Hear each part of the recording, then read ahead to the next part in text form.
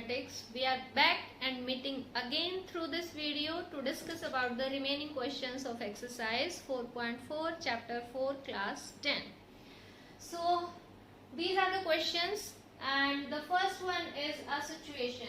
एक ऐसी सिचुएशन दी हुई है, उसके बारे में पहला क्वेश्चन है, पूछा है कि क्या ये सिचुएशन पॉसिबल है। तो पहले हम क्या करेंगे, इक्वेशन फ्रेम करेंगे, फिर जो है हमें डिस्क्रिमिनेंट फाइंड आउट करना है। डिस्क्रिमिनेंट में अगर रियल रूट्स पॉसिबल हैं, चाहे वो इक्वल भी हो सकते हैं, तो सिचुएशन पॉसिबल है। और अगर रियल रूट्स पॉसिबल नहीं है, दैट मीन्स ये जो गिवन सिचुएशन है वो रियल सिचुएशन नहीं है और हम इसके जो सॉल्यूशन है वो फाइंड आउट नहीं कर सकते। तो इतना आपको ध्यान रखना है। पॉसिबिलिटी जहां पूछी जाए तो आपको क्या करना है, आप डी फाइंड आउट करोगे, डी मीन्स डिस्क्रिमिनेंट, और चेक करोगे कि क्या डी ग्रेटर देन 0 है, इक्वल टू 0 है या लेस देन 0 है। अगर ग्रेटर देन 0 है या इक्वल टू 0 है, दैट मीन्स सिचुएशन पॉसिबल है, उसके रूट्स हम फाइंड आउट कर सकते हैं। और अगर डी लेस देन 0 है, that means situation is not possible. I hope you understood. Okay, तो पहली सिचुएशन है, is the following situation possible? If so, determine their present ages. Question क्या है? The sum of ages of two friends is 20 years. There are two friends और उनकी ages का sum ये given है 20 years and 4 years ago, 4 साल पहले the product of their ages in years was 48. दो आपको कंडीशन दी है कि दो फ्रेंड्स हैं, उनकी फिलहाल एजेस का सम 20 इयर्स है और 4 साल पहले अगर उनकी एजेस का प्रोडक्ट करें तो वो 48 इयर्स होना चाहिए। क्या ऐसा पॉसिबल है? तो हम इसको सॉल्व करते हैं। तो solution for question number 4, since there are two friends, तो किसी भी एक फ्रेंड की हम एज मान सकते हैं। Let present age of one friend and that we have taken x years। और अब हमें गिवन क्या है, सम ऑफ एजेस। ठीक है, sum of ages we are given of two friends and that is given as 20 years। Then what is age of second friend? अगर आपको ये पता है कि दो बच्चों की एज का सम 20 इयर्स है, एक की पता है तो दूसरा हम फाइंड आउट कर सकते हैं। 20 में से फर्स्ट की जो है एज को माइनस कीजिए, वो आ जाएगी। फॉर एग्जाम्पल अगर एक फ्रेंड 5 इयर्स का है तो दूसरा जो है 20 माइनस 5 यानी कि 15 इयर्स का होगा। ठीक है, then age of another friend, दूसरे फ्रेंड की age of course that would be 20 minus x years. I hope you agree with this. अब हमें इक्वेशन फ्रेम करनी है और उसके लिए हमें एक और बात दी हुई है, 4 इयर्स एगो, 4 साल पहले उनकी एजेस का प्रोडक्ट। तो पहले तो हमें 4 इयर्स बैक इनकी एज फाइंड आउट करनी पड़ेगी। ठीक है, 4 years ago age of one friend, one of the friend भी आप लिख सकते हैं, वन फ्रेंड वुड बी, आज वो अगर x इयर्स का है तो 4 साल पहले, यहाँ कई बार बच्चे गलती करते हैं, आपको माइनस करना। आप अपनी एज से अंदाजा लगाइए, आप फिलहाल अगर 15 इयर्स के हो तो 4 साल पहले आप पे 15 माइनस 4 यानी कि 11 इयर्स के होंगे। तो सेम जो है यहाँ करना है, x माइनस 4 इयर्स। ठीक है, and 4 years ago age of another friend, वो क्या हो जाएगी, हमें इसमें से भी 4 माइनस करना है।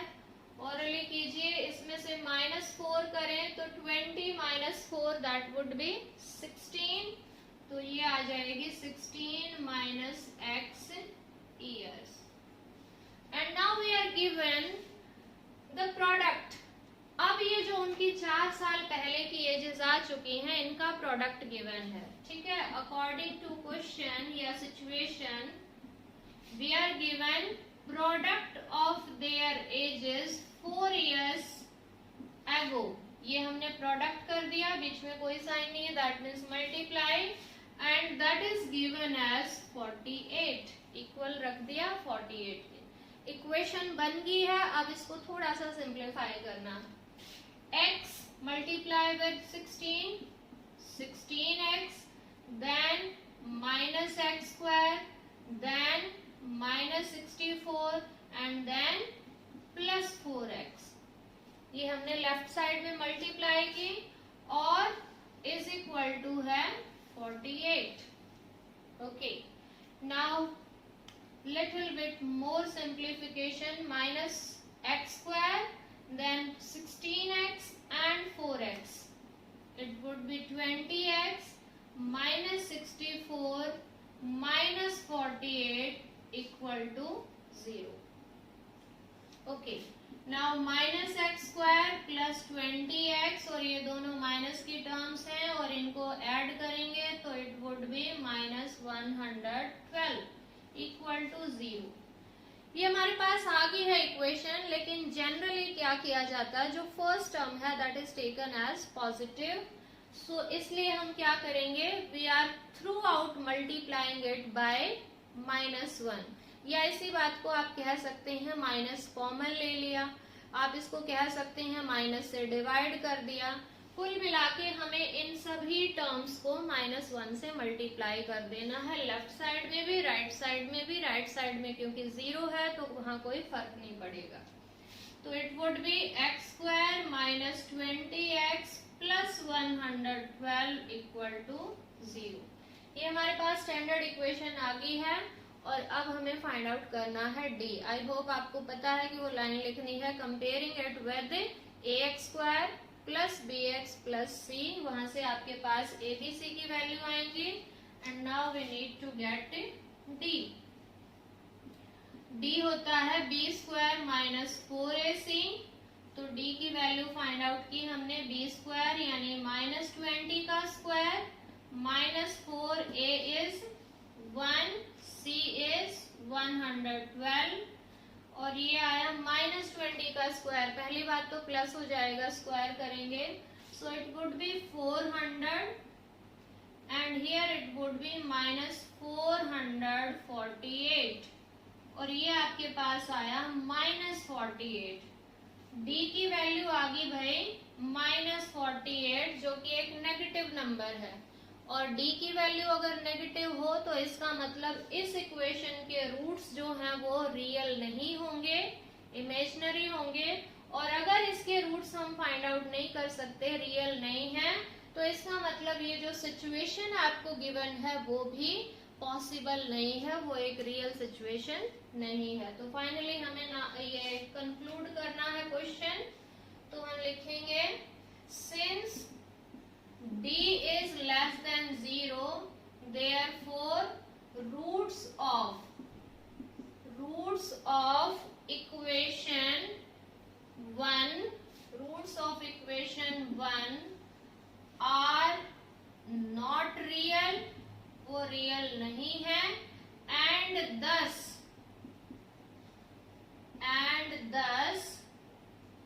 given situation is not possible, ये पॉसिबल सिचुएशन नहीं है। Yes, I hope you understood this question. आप जो है इसका एक स्क्रीनशॉट ले सकते हैं या फिर दोबारा से पॉज करके देख सकते हैं। Now we are left with the last question which is written over here, you can see from your book as well. Okay, question number 5 है। अगेन क्वेश्चन की शुरुआत देखिए यही से हुई है, इज इट पॉसिबल, यानी कि पहले हमें इसी क्वेश्चन का आंसर देना है कि क्या ये सिचुएशन पॉसिबल है, बट उसके लिए हमें इक्वेशन फ्रेम करनी होगी और इक्वेशन की हेल्प से हम डी फाइंड आउट करेंगे और फिर हम बता पाएंगे कि क्या ये सिचुएशन पॉसिबल है या फिर नहीं है। ठीक है, हालांकि इस क्वेश्चन में भी लिखा हुआ था कि अगर जो है ये सिचुएशन पॉसिबल है तो आप उनकी एजेस फाइंड आउट करो, बट हम नहीं कर पाए क्योंकि सिचुएशन ही पॉसिबल नहीं है। ठीक है, तो ऐसे में हमें एजेस फाइंड आउट नहीं करने। Now the last question, question number 5, is it possible to design a rectangular park of perimeter 80 meter and area as 400 meter square? If so, find its length and breadth. आपको एक ऐसा rectangular park design करने को बोला है जिसका perimeter 80 metres होना चाहिए और जिसका एरिया जो है वो 400 मीटर्स होना चाहिए। तो पहले क्वेश्चन है कि क्या ऐसा पॉसिबल है, और अगर ऐसा पॉसिबल है तो उसके फिर हमें length and breadth find out करनी है। ठीक है जी, तो उसी तरह से सॉल्यूशन, क्योंकि लेंथ और ब्रेड्थ के बारे में यहाँ कुछ भी डिस्कस नहीं किया हुआ तो इस क्वेश्चन में हम दोनों को ही सपोज कर लेते हैं और फिर लास्ट में कन्वर्ट कर लेंगे। Late length of rectangular park, length of rectangular park that is taken as x, और फिर हमें कैसे पता चलेगा यूनिट का, that is from metre square area है और पेरीमीटर जो है वो मीटर्स में है, सो लेंथ एंड ब्रेड्थ भी हमें मीटर्स में ही लेनी है। मीटर लेंथ हमने x मीटर मानी, और क्योंकि मैं ब्रेड्थ को भी सपोज कर रही हूँ इसलिए यहाँ पर भी मैंने देयरफॉर की बजाय लेट ही लिखा है। Let breadth of rectangular park ये हमने माने y मीटर्स। ठीक है जी, अब क्वेश्चन में गिवन है पेरीमीटर एंड एरिया, तो हम इसके अकॉर्डिंग भी पेरीमीटर एंड एरिया दोनों फाइंड आउट करेंगे और फिर वहां से इक्वेट कर देंगे। ठीक है, according to question 2 into length plus breadth, ये आपका पेरीमीटर का फॉर्मूला होता है 2 multiply by length plus breadth, और ये किसके इक्वल है 80 meters, so that is equal to 80, and from there 2 is divided with 80 and we are here left with 40, तो x plus y is equal to यहाँ से आ गया है 40, यानी x और y में एक रिलेशनशिप आ गया कि लेंथ और ब्रेड्थ को ऐड करें तो वो 40 के इक्वल आएगा। बट यहाँ से हमें ना तो लेंथ पता चल रही है ना ही ब्रेड्थ पता चल रही है, तो इसके लिए इसको फाइंड आउट करने के लिए हमें एक और हिंट दिया हुआ है क्वेश्चन में कि उनका एरिया जो है 400 मीटर स्क्वायर है, उसका तो यूज किया ही नहीं है हमने, तो हम उसका भी यूज करेंगे। Also x into y, length into breadth area होता है, तो x into y that is equal to 400 metre square. अब यहाँ से हम क्या करेंगे, इक्वेशन 1 से या तो आप x की वैल्यू फाइंड आउट कर लो या फिर y की वैल्यू फाइंड आउट कर लो और उसको हम सब्स्टिट्यूट कर देंगे in equation number 2। From equation 1, equation 1 से मैं y की वैल्यू फाइंड आउट कर रही हूँ। y is equal to, y यहाँ रखा, 40 यहाँ है ही, x को उधर ट्रांसपोज कर दिया, तो you will get 40 minus x, ये value I from equation 1, and now putting this value in equation number 2। Now using value of y in equation number 2, equation number 2 में हम यूज कर रहे हैं वैल्यू ऑफ y। आप चाहो तो x की भी वैल्यू फाइंड आउट कर सकते हो, तो यहाँ रखेंगे x की जगह x ही, उसकी मल्टीप्लाई y से करनी है और y की जगह हमें क्या रखना है 40 माइनस x। स्टूडेंट्स प्लीज यहाँ पर ब्रैकेट जरूर लगाना, क्योंकि ये y x के साथ मल्टीप्लाई था और अब y की जगह हमें ये दो टर्म्स रखनी है और दो टर्म्स है तो दोनों की ही मल्टीप्लाई x के साथ होगी, तो put them in a bracket and is equal to है 400 multiply 40x minus x square is equal to 400, or we may write x square minus 40x plus 400 equal to 0. क्या किया हमने, x स्क्वायर को उधर ले गए तो पॉजिटिव हो गया, 40x को उधर लेके गए तो नेगेटिव हो गया, ये इधर था ही, और लेफ्ट साइड सिर्फ क्या बच गई, 0. तो this is our quadratic equation. और अब हमें यहाँ फाइंड आउट करना है क्या, डिस्क्रिमिनेंट. उसके लिए हम इसको कंपेयर करेंगे with ax square plus bx plus c से, and will get values of a b c.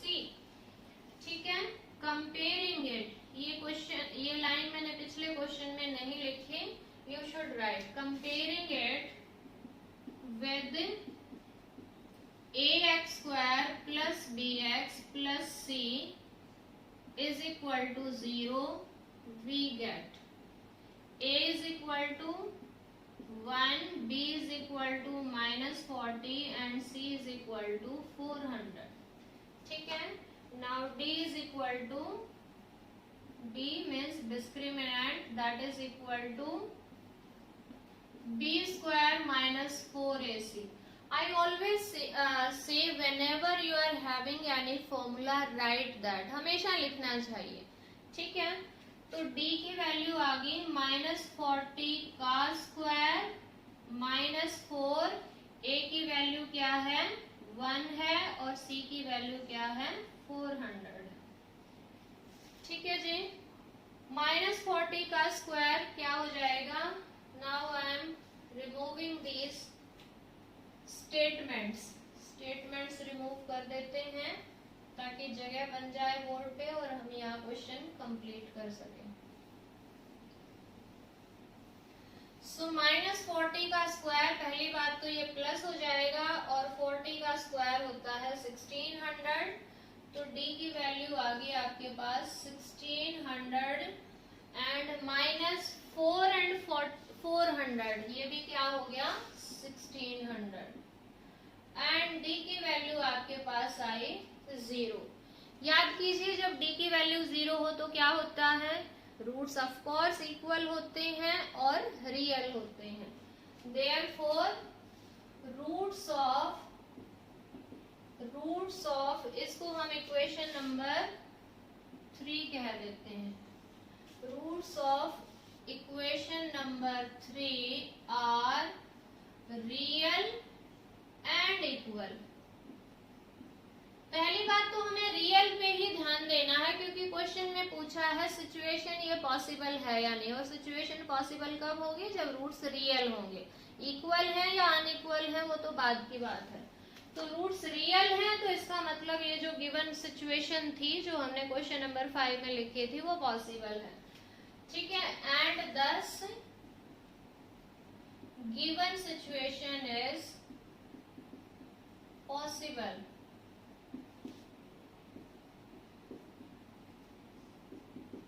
Okay, अब पूछा था कि अगर ऐसा पॉसिबल है तो फिर हमें length and breadth find out करनी है, तो उसके लिए हम यूज करेंगे यहाँ पर क्वाड्रेटिक फॉर्मूला. ठीक है, now by using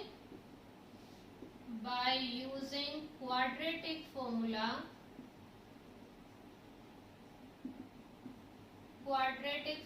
I hope you remember, x is equal to -b plus minus under root b square minus 4ac by 2a.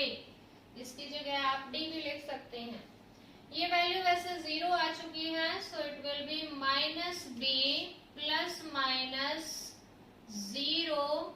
b की वैल्यू भी आप रख सकते हैं, इट इज -40, तो it will be +40 bye 2a मतलब 2.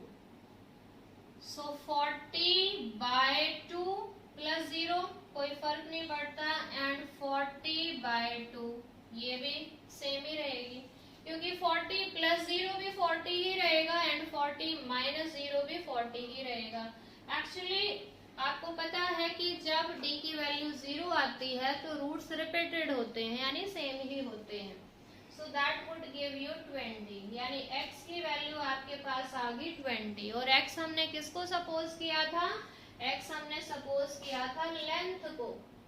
ठीक है, तो लास्ट में आपको कंक्लूड जरूर करना चाहिए क्वेश्चन को।